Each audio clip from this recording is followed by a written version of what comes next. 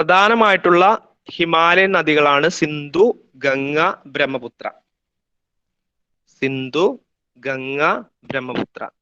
സിന്ധു നിങ്ങൾ കാണുന്നില്ലേ? ചിത്രത്തിൽ കാണുന്നുണ്ടോ?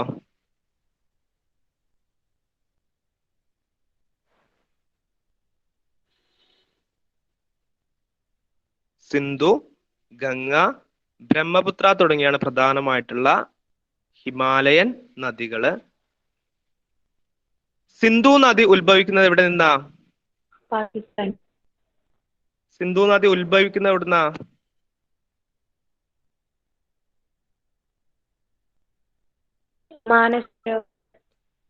ടിബറ്റിലെ മാനസ സരോവർ തടാകത്തിൽ നിന്നാണ് സിന്ധു നദി ഉത്ഭവിക്കുന്നത് കേട്ടോ. സിന്ധു നദി ഉത്ഭവിക്കുന്നത് മാനസ സരോവർ തടാകത്തിൽ നിന്നാണ് സിന്ധു നദി ഉത്ഭവിക്കുന്നത്. ഈ മാനസ സരോവർ തടാകത്തിൽ നിന്നും സിന്ധു നദി ഉത്ഭവിച്ച് ഇന്ത്യയിലൂടെ കുറച്ച് ദൂരം മാത്രം ഒഴുകി, കണ്ടോ സിന്ധു ഞാൻ എഴുതിയ ഭാഗം കണ്ടോ അവിടെ, അതിലൂടെ ഒഴുകി ഇങ്ങനെ അറബിക്കടലിൽ പതിക്കുന്നു. അപ്പൊ ഹിമാലയൻ നദികളിൽ അറബിക്കടലിൽ പതിക്കുന്ന ഏക നദിയാണ് സിന്ധു നദി. ഹിമാലയൻ നദികളിൽ അറബിക്കടലിൽ പതിക്കുന്ന ഏക നദിയാണ് സിന്ധു നദി. പാകിസ്ഥാന്റെ ദേശീയ നദി എന്നാണ് അറിയപ്പെടുന്നത്. പാകിസ്ഥാന്റെ ദേശീയ നദിയാണ് സിന്ധു നദി. നാഷണൽ റിവർ ഓഫ്, അല്ലെങ്കിൽ പാകിസ്ഥാന്റെ ജീവരേഖ എന്നും അറിയപ്പെടുന്നുണ്ട്. പാകിസ്ഥാന്റെ ദേശീയ നദിയാണ്, പാകിസ്ഥാന്റെ ജീവരേഖയാണ്. പാകിസ്ഥാനിലെ ഏറ്റവും വലിയ നദിയാണ് സിന്ധു നദി. അത് ഉത്ഭവിക്കുന്നത് മാനസ സരോവർ തടാകത്തിൽ നിന്നാണ്. ഇതിന്റെ നീളം എന്ന് പറയുന്നത് 2880 കിലോമീറ്റർ ആണ്. 2880 2880 കിലോമീറ്റർ ആണ്. ഇന്ത്യയിലൂടെ ഒഴുകുന്നത് 709 കിലോമീറ്റർ മാത്രമാണ്. ബാക്കിയുള്ള ദൂരം മുഴുവനും പാകിസ്ഥാനിലൂടെയാണ് ഒഴുകുന്നത്.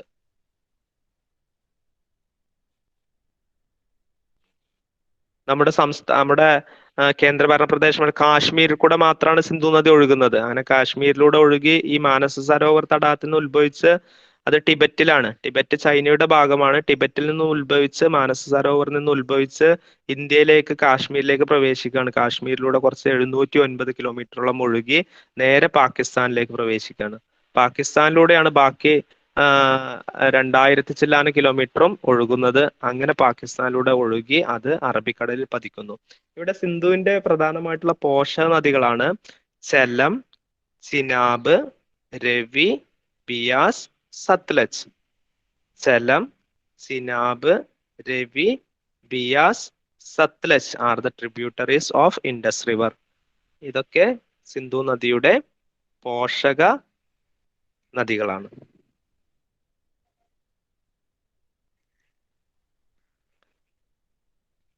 അപ്പൊ ഇനി അടുത്ത രണ്ടാമത്തെ നദി നോക്കൂ നിങ്ങൾ. രണ്ടാമത്തേതാണ് ഗംഗാ നദി.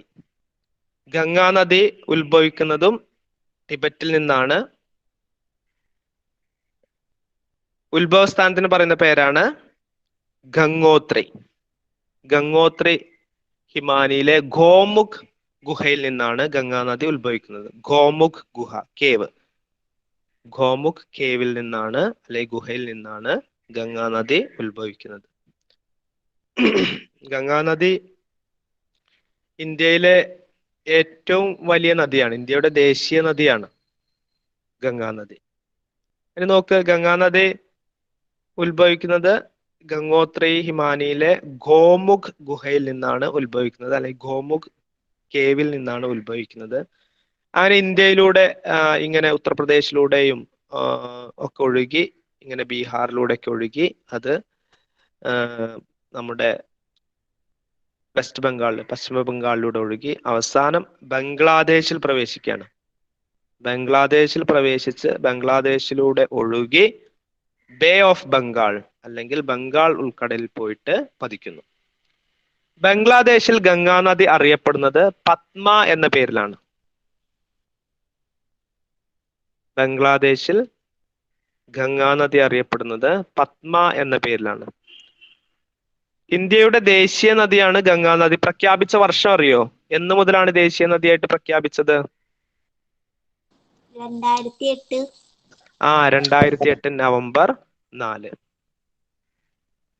ഇന്ത്യയിലെ ഏറ്റവും വലിയ നദിയാണ്. 2500 മുതൽ 2525 കിലോമീറ്റർ വരെയാണ് ഇന്ത്യയിലൂടെ ഗംഗാ നദി ഒഴുകുന്നത്. മുൻപ് ചോദിച്ചൊരു ചോദ്യമായിരുന്നു, ഗംഗാ നദി നോർത്ത് ഇന്ത്യൻ സമതലത്തിൽ പ്രവേശിക്കുന്നത് എവിടെ വെച്ചാണെന്ന്. ഹരിദ്വാറിൽ വെച്ച് ട്ടോ.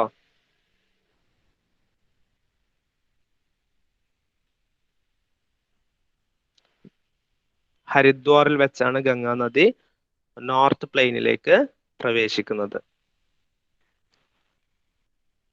ഇന്ത്യയിലെ ഏറ്റവും കൂടുതൽ പോഷക നദികൾ ഉള്ള നദിയും ഗംഗയാണ്. ഗംഗയുടെ പോഷക നദികളാണ് Yamuna, Alaknanda, Kosi, Son, Gomti, Damodar. Yamuna, Alaknanda, Kosi, Son, Gomti, Damodar are the tributaries of Ganga. ഗംഗയുടെ പോഷക നദികളാണ് ഇതൊക്കെ. ഇതൊക്കെ പഠിക്കണം നിങ്ങൾ, ചോദിക്കും പരീക്ഷയ്ക്ക്. എങ്ങനെയാണ് ഇതിൽ താഴെ പറയുന്നതിൽ ഗംഗയുടെ പോഷക നദി അല്ലാത്തത് ഏത്, അല്ലെങ്കിൽ താഴെ പറയുന്നതിൽ ഗംഗയുടെ പോഷക നദി ഏത് എന്നൊക്കെ ചോദിക്കും. അപ്പൊ നിങ്ങൾ പഠിച്ചു വെക്കണം. യമുന, അളകനന്ദ, അതുപോലെ തന്നെ കോസി, സോൺ, ഗോമതി, ദാമോദർ, ഇതൊക്കെ എന്താണ് ഗംഗയുടെ പോഷക നദികളാണ്. ഗംഗാ നദി ഏറ്റവും കൂടുതൽ ദൂരം ഒഴുകുന്ന സംസ്ഥാനം ഏതാ?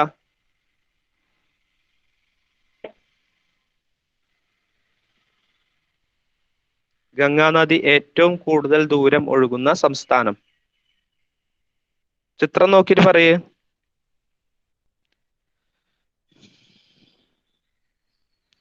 ഉത്തർപ്രദേശ്, യു പിയിലൂടെയാണ് ഗംഗാ നദി ഏറ്റവും കൂടുതൽ ഒഴുകുന്നത്. ലോകത്തിലെ ഏറ്റവും വലിയ ഡെൽറ്റ ഏതാ? സുന്ദർബൻ ഡെൽറ്റ. സുന്ദർബൻ ഡെൽറ്റ. അത് ഗംഗാ നദിയുടെ ഒഴുകുന്നതിന്റെ ഫലമായിട്ട് രൂപപ്പെട്ട ഡെൽറ്റയാണ് സുന്ദർബൻ ഡെൽറ്റ. ഈ ഗംഗാ നദിയും അതുപോലെ തന്നെ ബ്രഹ്മപുത്ര നദിയും രണ്ടും കൂടെ ഒഴുകിയതിന്റെ ഫലമായിട്ടാണ് സുന്ദർബൻ ഡെൽറ്റ ഉണ്ടാവുന്നത്. ബ്രഹ്മപുത്ര പറയുന്ന സമയത്ത് പറയാം. സരസ്വതി നദി, ഗംഗാ നദി, യമുന നദി. യമുന എന്താണ്? ഗംഗയുടെ ഏറ്റവും വലിയ പോഷക നദിയാണ് യമുന. ഈ യമുനയും ഗംഗയും സരസ്വതിയും കൂടിച്ചേർന്നിടം അറിയപ്പെടുന്ന പേര്, ഇത് മൂന്നും തമ്മിൽ സംഗമിക്കുന്ന സ്ഥാനം അറിയപ്പെടുന്ന പേര്, സംഗമ സ്ഥലം അറിയപ്പെടുന്ന പേരെന്താ? ദേവപ്രയാഗാണോ? ത്രിവേണി സംഗമം കേട്ടോ. സരസ്വതി, ഗംഗ, യമുന ഇവ മൂന്നും കൂടിച്ചേരുന്നിടം അറിയപ്പെടുന്നത് ത്രിവേണി സംഗമം.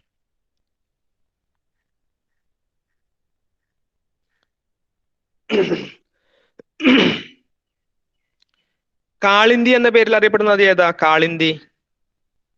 യമുന. യമുന ഓക്കെ. യമുന ഉത്ഭവിക്കുന്ന എവിടുന്നാ? യമുനോത്രി യമുനോത്രിൽ നിന്നാണ് യമുന നദി ഉത്ഭവിക്കുന്നത്. യമുനയുടെ പ്രത്യേകത പറയേ. ഏത് യമുനയുടെ തീരത്ത് വലിയൊരു ഒരു സ്മാരകമൊക്കെ ഉണ്ട്, ഏതാണത്? താജ്മഹൽ. താജ്മഹൽ സ്ഥിതി ചെയ്യുന്നത് യമുനയുടെ തീരത്താണ്. അതുപോലെ തന്നെ യമുനയുടെ പോഷക നദികളൊക്കെ ഉണ്ട്, അതൊന്നും നിങ്ങൾ പഠിക്കേണ്ട ആവശ്യമില്ല. ചമ്പൽ, ബത്വ, കെൻ, സ്റ്റോൺസ് ഒക്കെയാണ് യമുനയുടെ പോഷക നദികള്. അപ്പോ പിന്നെ ഗംഗയെ പറ്റി അത്രേ ഉള്ളൂ പറയാനുള്ളൂ. ബംഗ്ലാദേശിൽ എന്താ പേര്? പത്മ എന്ന പേരിലാണ് ഗംഗ അറിയപ്പെടുന്നത്. ബംഗ്ലാദേശിൽ പ്രവേശിച്ച് ബംഗ്ലാദേശിലൂടെ ഒഴുകി ബംഗ്ലാദേശിൽ വെച്ച് നമ്മുടെ ബ്രഹ്മപുത്രയുമായിട്ടൊക്കെ കൂടിച്ചേർന്നിട്ടാണ് ഒഴുകിക്കൊണ്ടാണ് അത് അവസാനം ബംഗാൾ ഉൾക്കടലിൽ, ബേ ഓഫ് ബംഗാളില് പതിക്കുന്നത്. അത് മനസ്സിലാക്കി വെക്കുക. ഇന്ത്യയുടെ ദേശീയ നദിയാണ് ഗംഗാ നദി. ഗംഗയുടെ പ്രധാനപ്പെട്ട പോഷക നദികളാണ് യമുന നദി, അതുപോലെ തന്നെ നമ്മൾ പറഞ്ഞ അളകനന്ദ, കോസി, ഗോമതി, ദാമോദർ ഒക്കെ ഗംഗയുടെ പോഷക നദികളാണ്. ഇവിടെ അത് പശ്ചിമ ബംഗാളിലേക്ക് പ്രവേശിച്ചിട്ട് ഒരു ഭാഗം പശ്ചിമ ബംഗാളിലെ ഇങ്ങനെ അറബിക്കടൽ ബംഗാൾ ഉൾക്കടലിൽ പതിക്കുമ്പോൾ ഒരു ഭാഗം അത് നമ്മുടെ ബംഗ്ലാദേശിലേക്ക് പ്രവേശിക്കുകയാണ്. കേട്ടോ. രണ്ടായി പിരിയാണ് ഗംഗാനദി സംഭവിക്കുന്നത്. ഗംഗാനദി പശ്ചിമ ബംഗാളിൽ എത്തുന്ന സമയത്ത് രണ്ടായിട്ട് പിരിയാണ്. ഒന്ന് അത് ഹൂഗ്ലി നദിയായിട്ട് പിരിഞ്ഞൊഴുകുന്നു, മറ്റേത് പത്മ നദിയായിട്ടും. ബംഗ്ലാദേശിലേക്ക് പ്രവേശിക്കുമ്പോൾ അതിനെ പത്മ എന്നും വിളിക്കും. ഇങ്ങനെ പശ്ചിമ ബംഗാളിലൂടെ ഇങ്ങനെ ഒഴുകി അത് കൊൽക്കത്തയിലൂടെ ഒഴുകി ഇങ്ങനെ ബംഗാൾ ഉൾക്കടലിൽ പതിക്കുന്നതിനെ ഹൂഗ്ലി എന്നും ആണ് വിളിക്കുക. ഓക്കെ, ഇനി അടുത്തത് നമുക്ക് പഠിക്കാനുള്ള മൂന്നാമത്തെ നദിയാണ് ബ്രഹ്മപുത്ര നദി. ബ്രഹ്മപുത്ര നദി പെട്ടെന്ന് പറയാം. ബ്രഹ്മപുത്ര നദി നിങ്ങൾ ചിത്രത്തിൽ കാണുന്നുണ്ട്. ബ്രഹ്മപുത്ര നദി ഉത്ഭവിക്കുന്നത് ചെമയുങ്തുങ് ഹിമാനിയിൽ നിന്നാണ്. ചെമയുങ്തുങ് ഹിമാനി. ഈ പേരൊക്കെ ടിബറ്റിലൊക്കെ ഉള്ള പേരാണ് കേട്ടോ, അതുകൊണ്ടാണ് അതിന് അങ്ങനെയൊക്കെ പേര്. ചെമയുങ്തുങ് ഹിമാനി. നീളം 2900 കിലോമീറ്റർ ആണ്. എന്നാൽ ഇന്ത്യയിലൂടെ ഒഴുകുന്നത് വെറും 725 കിലോമീറ്റർ ആണ്. 2900 കിലോമീറ്റർ ഉണ്ട് മൊത്തം നീളം, പക്ഷെ ഇന്ത്യയിൽ ഒഴുകുന്നത് 725 കിലോമീറ്റർ ആണ്. ഇന്ത്യയിലെ ഏറ്റവും ആഴം കൂടിയ നദി ഏത് ചോദിച്ചു കഴിഞ്ഞാൽ ബ്രഹ്മപുത്ര നദിയാണ്. അതേപോലെ തന്നെ ഹിമാലയൻ നദികളിൽ ഏറ്റവും മലിനീകരണം കുറഞ്ഞ നദി ബ്രഹ്മപുത്ര.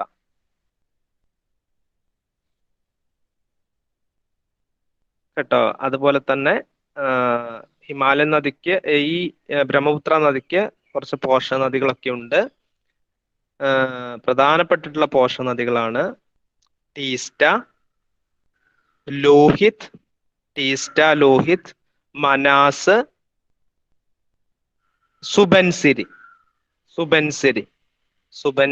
മാനസ്, ലോഹിത്, ടിസ്റ്റ ഒക്കെ എന്താണ് ഈ ബ്രഹ്മപുത്രയുടെ പോഷക നദികളാണ്. ടീസ്റ്റക്ക് കുറച്ച് പ്രത്യേകതയുണ്ട്. ടീസ്റ്റ എന്താണ്, ഏറ്റവും കൂടുതൽ വേഗത്തിൽ ഒഴുകുന്ന നദിയാണ് ടിസ്റ്റ. വളരെ സ്പീഡാണ്, ഒഴുക്ക് കൂടുതലാണ് ടീസ്റ്റക്ക്. ഏറ്റവും കൂടുതൽ വേഗത്തിൽ ഒഴുകുന്ന നദിയാണ് ടിസ്റ്റ. അതുപോലെ തന്നെ ഏറ്റവും വലിയ നദീജന്യ ദ്വീപ്, നദിയിലുള്ള ദ്വീപ് ഏതാണ്? ഏറ്റവും വലിയ നദീജന്യ ദ്വീപ് ഏതാ? മജുലി സ്ഥിതി ചെയ്യുന്നത് ബ്രഹ്മപുത്രയിലാണ് കേട്ടോ. ബ്രഹ്മപുത്ര നദിയിലാണ് മജുലി സ്ഥിതി. അതുപോലെ തന്നെ ചുവന്ന നദി എന്നറിയപ്പെടുന്നത് ഏതാണ്? ബ്രഹ്മപുത്ര നദിയാണ്. പിന്നെ നിങ്ങൾ മനസ്സിലാക്കേണ്ട കാര്യം, ഈ ബ്രഹ്മപുത്ര നദി അതിങ്ങനെ ഒഴുകുന്ന കാണാം. അരുണാചൽ പ്രദേശിൽ പ്രവേശിക്കുന്നു. അരുണാചൽ പ്രദേശിൽ പ്രവേശിച്ച് പിന്നെ ആസാമിലൂടെ പ്രവേശിച്ച് അതിങ്ങനെ ഒഴുകി ബംഗ്ലാദേശിൽ പ്രവേശിക്കണം. ബംഗ്ലാദേശിൽ ബ്രഹ്മപുത്ര നദി അറിയപ്പെടുന്നത് ജമുന എന്ന പേരിലാണ്. ജമുന. എന്നിട്ട് ബംഗ്ലാദേശിൽ വെച്ച് നമ്മുടെ ഗംഗയുടെ പത്മ അങ്ങോട്ട് പോയിട്ടുണ്ട്, ഗംഗാ നദി അങ്ങോട്ട് പോയിട്ടുണ്ട്. ആ ഗംഗയും ബ്രഹ്മപുത്രയും ഒക്കെ ഒഴുകിയതിന്റെ ഫലമായിട്ടാണ് അവിടെ സുന്ദർബൻ ഡെൽറ്റ, ഇന്ത്യയുടെയും ബംഗ്ലാദേശിന്റെയും ഒക്കെ അതിർത്തിയിലായിട്ട് നമ്മുടെ ഈ സുന്ദർബൻ ഡെൽറ്റ ലോകത്തിലെ ഏറ്റവും വലിയ ഡെൽറ്റയാണ്. ഈ ഡെൽറ്റ രൂപീകരണത്തിന് കാരണമായ രണ്ട് നദിയാണ് ഗംഗയും അതുപോലെ തന്നെ ബ്രഹ്മപുത്ര നദിയും. ഈ ബ്രഹ്മപുത്ര നദി ബംഗ്ലാദേശിലെ ജമുന എന്നറിയപ്പെടുന്നു. എന്നിട്ട് അത് ബംഗ്ലാദേശിൽ വെച്ച് അത് എന്ത് ചെയ്യുന്നു, അത് നമ്മുടെ ബേ ഓഫ് ബംഗാൾ ഉൾക്കടലില് പ്രവേശിക്കുകയാണ് ചെയ്യുന്നത്. ഓക്കെ, അപ്പൊ ഇത്രയും പ്രധാനപ്പെട്ട 3 നദികളെ കുറിച്ചിട്ടാണ് നമ്മൾ ചർച്ച ചെയ്തത്. ഏറ്റവും മലിനീകരിക്കപ്പെട്ട നദിയാണ് ഗംഗാ നദി. ഏറ്റവും ശുദ്ധമായിട്ടുള്ള നദിയാണ് ബ്രഹ്മപുത്ര നദി കേട്ടോ. സിന്ധു നദിയാണെങ്കിലോ പടിഞ്ഞാറോട്ട് ഒഴുകുന്ന ഏക ഹിമാലയൻ നദിയാണ് ഈ സിന്ധു നദി. ബാക്കിയുള്ളതൊക്കെ കിഴക്കോട്ടാണ് ഒഴുകുന്നത്. ഈ 3 നദികളാണ് ഹിമാലയൻ നദികളിൽ നിങ്ങൾക്ക് പഠിക്കാനുള്ളത്. ഇങ്ങനെ നമ്മുടെ ഈ 3 നദികളെ കുറിച്ചിട്ടും കൂടുതൽ നോട്ടുകൾ നിങ്ങൾ പ്രിപ്പയർ ചെയ്യുക. ബാക്കിയുള്ള നദികളെ കുറിച്ചിട്ടൊക്കെ നർമ്മദയുണ്ട്, താപ്തിയുണ്ട്, ഗോദാവരി, കൃഷ്ണ, അല്ലെ, കാവേരി, മഹാനദി ഒക്കെയുണ്ട്. അതൊക്കെ ഉപദ്വീപീയ നദികളാണ്, പെനിൻസുലാർ റിവേഴ്സ് ആണ്. ആ റിവേഴ്സിനെ കുറിച്ച് നമുക്ക് പിന്നീട് നോക്കാം. ഇനി കുറച്ച് ക്വസ്റ്റ്യൻ ആൻസേഴ്സ് നോക്കാം നമുക്ക്.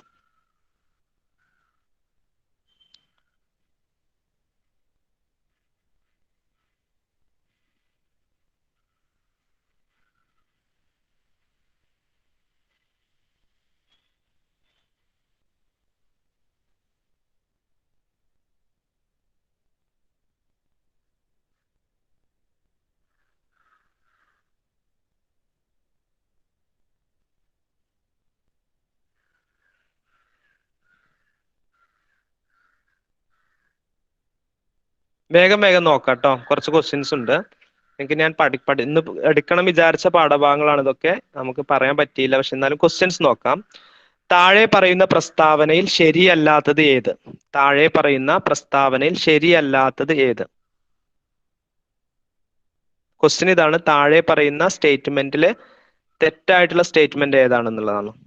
ഒന്ന്, ശരിയായത് ഏതെന്നല്ല. ശരിയായ പ്രസ്താവന ഏത് എന്നാണ്. താഴെ പറയുന്ന പ്രസ്താവന ശരിയായത് ഏതെന്നാണ്. ഒന്ന്, കൊറിയോലിസ് പ്രഭാവം ഭൂമിയിൽ എല്ലാ സ്ഥലത്തും തുല്യമാണ്. കൊറിയോലിസ്. രണ്ട്, കൊറിയോലിസ് പ്രഭാവം ഭൂമധ്യരേഖയിൽ നിന്ന് ധ്രുവങ്ങളിലേക്ക് പോകുന്തോറും കുറയുന്നു. കൊറിയോലിസ് പ്രഭാവം ഭൂമധ്യരേഖയിൽ കൂടുതലാണ്. ധ്രുവങ്ങളിൽ നിന്ന് ഭൂമധ്യരേഖ പ്രദേശത്തേക്ക് വരും തോറും കൊറിയോലിസ് പ്രഭാവം കുറയുന്നു. ഏതാ? Okay, very good. കൊറിയോലിസ് പ്രഭാവം എന്താണ്? ധ്രുവങ്ങളിൽ നിന്ന് ഭൂമധ്യരേഖ പ്രദേശത്തേക്ക് വരും തോറും കൊറിയോലിസ് പ്രഭാവം കുറയുന്നു അല്ലെ. എന്ന് പറയാം, ഇക്വറ്റോറിയൽ നിന്ന് ധ്രുവങ്ങളിലേക്ക് പോകുമ്പോൾ എന്താ സംഭവിക്കുന്നത്? കൊറിയോലിസിന് അല്ലെ, കൊറിയോലിസിന് എന്താണ് പ്രഭാവം കൂടുകയാണ് ചെയ്യുക. ധ്രുവങ്ങളിലേക്ക് പോകുമ്പോൾ ഭൂമധ്യരേഖയിൽ നിന്ന്, ഇക്വേറ്ററിൽ നിന്നും പോളാർ റീജിയനിലേക്ക് പോകുമ്പോൾ കൊറിയോലിസ് പ്രഭാവം കൂടുകയാണ് ചെയ്യുക. എന്നാൽ ധ്രുവ പ്രദേശങ്ങളിൽ നിന്നും ഇക്വേറ്ററിലേക്ക് വരുമ്പോൾ എന്താ സംഭവിക്കുക? കൊറിയോലിസ് പ്രഭാവം കുറയാണ് ചെയ്യുക. ഓക്കെ. ഫെറൽ നിയമം എന്തുമായി ബന്ധപ്പെട്ടിരിക്കുന്നു? ഫെറൽ നിയമം എന്തുമായി ബന്ധപ്പെട്ടിരിക്കുന്നു? കാറ്റിന്റെ ദിശ. കാറ്റിന്റെ ദിശ അല്ലെ. നമ്മൾ പഠിച്ചിട്ടുണ്ട്. നിങ്ങൾ രണ്ടാമത്തെ പാഠം പഠിച്ചില്ലേ? 10ാം ക്ലാസ്സിലെ രണ്ടാമത്തെ ചാപ്റ്റർ ഒക്കെ കഴിഞ്ഞല്ലോ. അപ്പൊ ഫെറൽ നിയമം പഠിച്ചില്ല അതില്? കാറ്റിന്റെ ദിശയാണ്, ഡയറക്ഷൻ ഓഫ് വിൻഡ് അല്ലെ. ഫെറൽ നിയമം എന്തുമായിട്ട് ബന്ധപ്പെട്ട? Direction of the wind. കാറ്റിനെ കുറിച്ചുള്ള പഠനം അറിയപ്പെടുന്ന പേര്? Study of wind is known as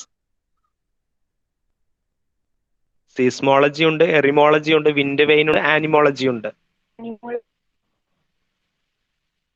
ഏതാ? അനിമോളജി കേട്ടോ. അനിമോളജിയാണ് കാറ്റിനെ കുറിച്ചിട്ടുള്ള പഠനം അറിയപ്പെടുന്നത്. അപ്പൊ കാറ്റിനെ കുറിച്ചുള്ള പഠനം ഒരു ഹൈഫൺ ഇട്ടിട്ട് അനിമോളജി അത്ര എഴുതി വെച്ചാൽ മതി. ഇന്ത്യയുടെ യഥാർത്ഥ ധനമന്ത്രി എന്നറിയപ്പെടുന്നത് ഏത്? മൺസൂൺ കാറ്റ്, കരക്കാറ്റ്, കടൽക്കാറ്റ്, പർവ്വതക്കാറ്റ്? മൺസൂൺ കാറ്റ്. മൺസൂൺ കാറ്റ് കേട്ടോ. മൺസൂൺ കാറ്റ്. അഞ്ചാമത്തെ ക്വസ്റ്റ്യൻ ആണ്, വർഷം മുഴുവൻ ഒരേ ദിശയിൽ വീശുന്ന കാറ്റുകൾ അറിയപ്പെടുന്നത്?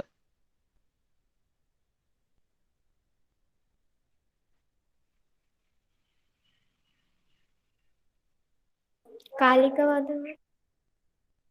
അല്ല. സ്ഥിരവാദങ്ങൾ. പീരിയോഡിക് സ്ഥിരവാദങ്ങൾ അല്ലെങ്കിൽ പ്ലാനറ്ററി വിൻസ് അല്ലെ. Planetary winds. ഉച്ചമർദ്ദ മേഖലയിൽ നിന്നും ന്യൂനമർദ്ദ മേഖലയിലേക്ക് ചുഴറ്റി വീശുന്ന കാറ്റുകൾ ഏത്? High pressure. ചക്രവാതം. ഹൈ പ്രഷർ ബെൽറ്റിൽ നിന്ന് ലോ പ്രഷർ ബെൽറ്റിലേക്ക് ചുഴറ്റി വീശുന്ന കാറ്റുകളാണ് ചക്രവാതം. Then roaring forties, furious 50s, shrieking 60s അല്ലെ. ഇവയ്ക്ക് ഏത് തരം കാറ്റിന് ഉദാഹരണമാണ്? ഏതാ? പശ്ചിമവാദങ്ങൾ. അതിന് ഇംഗ്ലീഷ് ആണ് ഏത്? Westerly wins. ട്രേഡ് വിൻഡ് ഉണ്ട്, വെസ്റ്റേർലി വിൻസ് ഉണ്ട്, പോളാർ വിൻസ് ഉണ്ട് അല്ലെ. ഓക്കെ, അപ്പൊ അതിലെ ആൻസർ പശ്ചിമവാദങ്ങൾ അല്ലെങ്കിൽ വെസ്റ്റേർലി വിൻസ്. ഏത് അർദ്ധഗോളത്തിലാണ് വെസ്റ്റേർലി വിൻസ് ഇങ്ങനെ അലറുന്ന 40കളൊക്കെ കാണുന്നത്? Southern hemisphere. Southern hemisphere. Okay.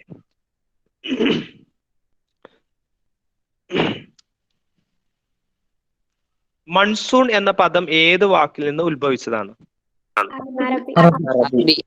അറബി. മൺസൂൺ എന്ന പദം ഉത്ഭവിച്ചത്, the word monsoon is derived from Arabic word അല്ലെ. അറബിയിൽ നിന്ന് ഉത്ഭവിച്ചതാണ്. പർവ്വതക്കാറ്റ് വീശുന്ന സമയം ഏതാ? രാത്രി. രാത്രിയാണ് പർവ്വതക്കാറ്റ് വീശുന്നത്. മൺസൂൺ കാറ്റ്, കരക്കാറ്റ്, കടൽക്കാറ്റ്, പർവ്വതക്കാറ്റ്, താഴ്വരക്കാറ്റ്. മൺസൂൺ, അല്ലെ, land breeze, see breeze, mountain Valley breeze, mountain breeze. ഇതൊക്കെ ഏത് തരം കാറ്റുകൾക്ക് ഉദാഹരണമാണെന്ന? കാലികവാദങ്ങൾ. കാലിക വാദങ്ങൾ. ഓക്കെ, കാലിക വാദങ്ങൾക്ക് ഉദാഹരണമാണ്. കാലിക വാദങ്ങൾ എന്ന് പറയുന്ന പീരിയോഡിക് വിൻഡ്, അല്ലെ, പീരിയോഡിക് വിൻഡിന് ഉദാഹരണമാണ്. യൂറോപ്യൻ ചിനൂക്ക് എന്നറിയപ്പെടുന്നത്? യൂറോപ്യൻ ചിനൂക്ക്, ഫൊൻ, അല്ലെ, ഫൊൻ. യൂറോപ്യൻ ചിനൂക്ക് എന്നറിയപ്പെടുന്നത് ഫൊന്. സസ്യജാലങ്ങളുടെ അന്തകൻ എന്നറിയപ്പെടുന്ന കാറ്റ്? സസ്യജാലങ്ങളുടെ അന്തകൻ എന്ന് പറഞ്ഞ സസ്യജാലങ്ങൾക്കൊക്കെ ഭീഷണിയാണ് ഈ കാറ്റ്. ഏതാണ്? ഫൊൻ അല്ല, മിസ്ട്രൽ. Mistral, Mistral.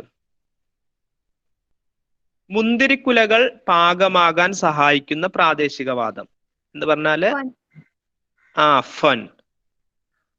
ഫൊന്നാണ്. മുന്തിരിക്കുലകൾ പാകമാകാൻ സഹായിക്കുന്ന പ്രാദേശികവാദമാണ് ഫൊൻ. കാറ്റിന്റെ ഗതിയെയും ദിശയെയും സ്വാധീനിക്കുന്ന ഘടകം ഏത്? കോറിയോളിസ് ബലം. കാറ്റിന്റെ ഗതിയെയും ദിശയും, സ്പീഡ് ആൻഡ് ഡയറക്ഷനെ സ്വാധീനിക്കുന്നത് ഇവയെല്ലാം, അല്ലെ. ഭൂമിയുടെ ഭ്രമണം സ്വാധീനിക്കും. ഭൗമോപരിതലത്തിലെ ക്രമരഹിതമായ പ്രകൃതി, ഫ്രിക്ഷൻ ഒക്കെ പഠിച്ചില്ലേ? കോറിയോളിസ് ബലം. ഇതൊക്കെ എന്താണ്? കാറ്റിന്റെ ദിശയെയും ഗതിയെയും സ്വാധീനിക്കുന്ന ഘടകമാണ്. വടക്കേ അമേരിക്കയിലെ റോക്കി പർവ്വത നിരയുടെ കിഴക്കൻ ചെരുവിലൂടെ താഴേക്ക് വീശുന്ന ഉഷ്ണക്കാറ്റ് ചിനൂക്ക്. ചിനൂക്ക്. ടെക്സ്റ്റ് പുസ്തകത്തിൽ ഉണ്ട് കേട്ടോ, എഴുതിയെടുത്താൽ മതി നിങ്ങൾ. രണ്ടാമത്തെ പാഠത്തിലുണ്ട്, അതൊന്ന് എഴുതിയെടുത്ത് നോട്ട് തയ്യാറാക്കണം. മൺസൂണിന് മുമ്പ് കേരള കർണാടക പ്രദേശങ്ങളിൽ ലഭിക്കുന്ന മഴ ഏത്? ടൊർണാഡോ, മാംഗോ ഷവർ, കിഴക്കൻ മൺസൂൺ. Mango shower. മൺസൂണിന് മുൻപ് കേരളത്തിലും കർണാടകത്തിലും ലഭിക്കുന്ന മഴയാണ് മാംഗോ ഷവർ. കാൽബൈശാഖി എന്താ? തണുത്ത വരണ്ട കാറ്റ്. ഏതാ? അല്ല, ഇടിമിന്നലോട് കൂടിയ മഴയാണ് കാൽബൈശാഖി. ഇടിമിന്നലോട് കൂടിയ മഴയാണ് കാൽബൈശാഖി. ഡോക്ടർ എന്ന പേരിൽ അറിയപ്പെടുന്ന കാറ്റേതാ? ഡോക്ടർ, ഹെർമാറ്റ്, അല്ലെ. ഥാർ മരുഭൂമി പ്രദേശത്ത് ലഭിക്കുന്ന വാർഷിക മഴയുടെ അളവ്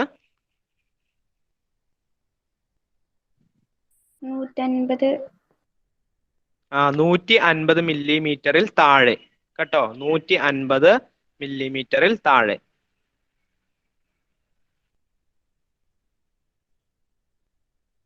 ഇന്ത്യയിൽ മഴക്കാടുകൾ കൂടുതലായി കാണപ്പെടുന്ന പ്രദേശം? വടക്കുകിഴക്കൻ ഹിമാലയവും പൂർവ്വഘട്ടവും, വടക്കുകിഴക്കൻ ഹിമാലയവും പശ്ചിമഘട്ടവും, പൂർവ്വഘട്ടം, പശ്ചിമഘട്ടം. മഴക്കാടുകൾ കൂടുതൽ കാണപ്പെടുന്ന പ്രദേശം ഏതാ? പൂർവ്വഘട്ടം അല്ല, വടക്കുകിഴക്കൻ ഹിമാലയവും പശ്ചിമഘട്ടവും കേട്ടോ. ഇന്ത്യയിൽ മഴക്കാട്. പശ്ചിമഘട്ടം എന്ന് പറയുന്നത് വെസ്റ്റേൺ ഗട്ട്സ്. മ്യാൻമറിൽ സ്ഥിതി ചെയ്യുന്ന ഹിമാലയത്തിന്റെ കിഴക്കൻ ഭാഗം അറിയപ്പെടുന്നത്? മ്യാൻമറിൽ സ്ഥിതി ചെയ്യുന്ന ഹിമാലയത്തിന്റെ കിഴക്കൻ ഭാഗം അറിയപ്പെടുന്നത് ഹിമാചൽ, അരക്കൻ യോമ, പാമീർ, ഹിമാദ്രി. പാമീർ അല്ല. പാമീർ ലോകത്തിന്റെ മേൽക്കൂര എന്നറിയപ്പെടുന്ന ഉത്തരപർവ്വത മേഖലയിൽ ഏറ്റവും മുകളിലുള്ള ഭാഗം, വടക്ക് ഭാഗം പാമീർ. പാമീർ അല്ല. ഹിമാദ്രി നമ്മൾ പഠിച്ചു. ഇപ്പൊ ഇങ്ങനെ ഒരു ക്വസ്റ്റ്യൻ കണ്ടു കഴിഞ്ഞാൽ നമ്മൾ എങ്ങനെ ആൻസറിലേക്ക് എത്തുക? ഹിമാചൽ നമുക്കറിയാം, അല്ലെ. ഹിമാദ്രി, ഹിമാചൽ, സിവാലിക് നമ്മൾ പഠിച്ചു. അത് ഏത് ഭാഗത്താണ് നമുക്കറിയാം. പാമീർ നമുക്കറിയാം, ലോകത്തിന്റെ മേൽക്കൂര എന്നറിയപ്പെടുന്ന ഉത്തരപർവ്വത മേഖലയിൽ ഉൾപ്പെടുന്ന ഏറ്റവും മുകൾ ഭാഗമാണ്. ഹിമാദ്രി നമുക്കറിയാം, ഹിമാചലിന് മുകളിലുള്ള ഹിമാലയത്തിലെ, അല്ലെ, വലിയ പർവ്വതനിരകൾ, ഉയരം കൂടിയ പർവ്വതനിര. അതൊന്നും അല്ല. അപ്പൊ ആൻസർ ഏതായിരിക്കും? അരക്കൻ യോമ. ഡക്കാൻ പീഠഭൂമി പ്രദേശത്ത് ഏറ്റവും കൂടുതൽ കാണപ്പെടുന്ന മണ്ണ്? കറുത്ത മണ്ണ്. കറുത്ത മണ്ണ്. ഓക്കെ. പടിഞ്ഞാറൻ തീരപ്രദേശത്തിന്റെ വടക്ക് ഭാഗം അറിയപ്പെടുന്നത്? നമ്മൾ പഠിച്ചു പടിഞ്ഞാറൻ തീരപ്രദേശമുണ്ട്, കിഴക്കൻ തീരപ്രദേശമുണ്ട്. ഈ പടിഞ്ഞാറൻ തീരപ്രദേശത്ത് തന്നെ എന്ത് ചെയ്തിട്ടുണ്ട്, മൂന്നോ ആയിട്ടൊക്കെ എന്ത് ചെയ്തു, പല ഭാഗം രണ്ടും മൂന്നും ഒക്കെ മൂന്നായിട്ട് തിരിച്ചിട്ടുണ്ട്. അതേമാതിരി കിഴക്കൻ തീര സമതലത്തെ രണ്ടായി തിരിച്ചിട്ടുണ്ട് ഒക്കെ ഉണ്ട്. അതൊക്കെ എന്ത് ചെയ്യാമെന്ന് മനസ്സിലാക്കി വെക്കുക. ആ പാഠഭാഗത്തുണ്ട്, ടെക്സ്റ്റ് പുസ്തകത്തിലുണ്ട്. ഇതിന്റെ ആൻസർ പടിഞ്ഞാറൻ തീരപ്രദേശത്തിന്റെ വടക്ക് ഭാഗം അറിയപ്പെടുന്നത് കൊങ്കൺ തീരം. കൊങ്കൺ തീരം. നർമ്മദ നദിയുടെ ഉത്ഭവസ്ഥാനം അറിയോ?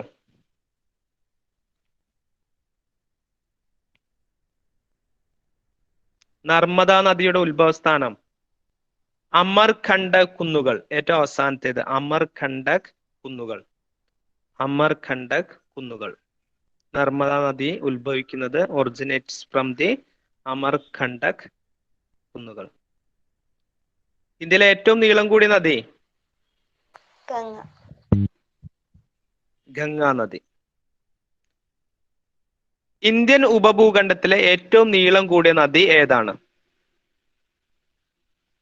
ഇന്ത്യൻ ഉപഭൂഖണ്ഡം എന്ന് പറയുമ്പോ ഹിമാലയത്തിന് താഴെയുള്ള എല്ലാ രാജ്യങ്ങളും ഉൾപ്പെടും. പാകിസ്ഥാനും അതുപോലെ തന്നെ നമ്മുടെ ബംഗ്ലാദേശും ഒക്കെ ഉൾപ്പെടുന്ന ആ ഭൂവിഭാഗത്തെ മൊത്തത്തിൽ പറയുന്ന നേപ്പാളും ഭൂട്ടാനൊക്കെ ഉൾപ്പെടുന്ന ആ മൊത്തത്തിൽ പറയുന്നതാണ് ഇന്ത്യൻ ഉപഭൂഖണ്ഡം, ഇന്ത്യൻ സബ് കോണ്ടിനെന്റ്. അതിലെ ഏറ്റവും നീളം കൂടിയ നദി ഏതാ? സിന്ധു നദി. സിന്ധു നദിയാണ് അതിലെ ഏറ്റവും നീളം കൂടിയ നദി. ലോകത്തിലെ ഏറ്റവും വിസ്തൃതമായ എക്കൽ സമതലം? എന്താ സംശയം? നമ്മൾ പഠിച്ചല്ലോ.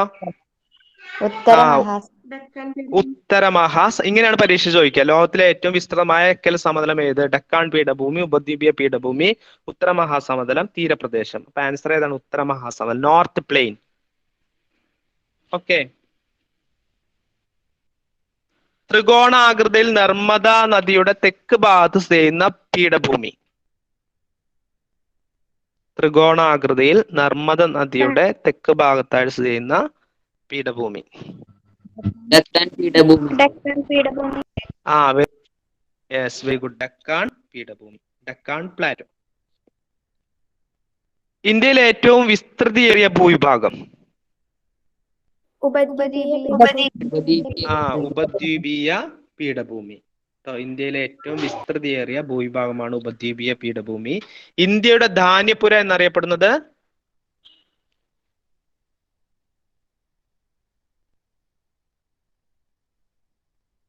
നിങ്ങൾ ക്ലാസ് ശ്രദ്ധിച്ചില്ല, അതുകൊണ്ടാണ് പറയാൻ പറ്റാത്തത്.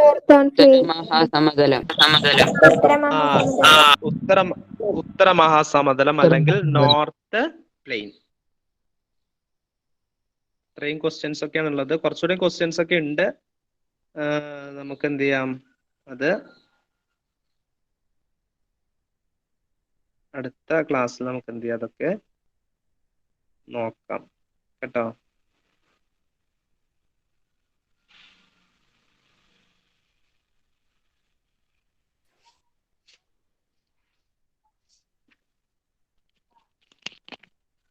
ഓക്കെ സാറേ, താങ്ക് യു.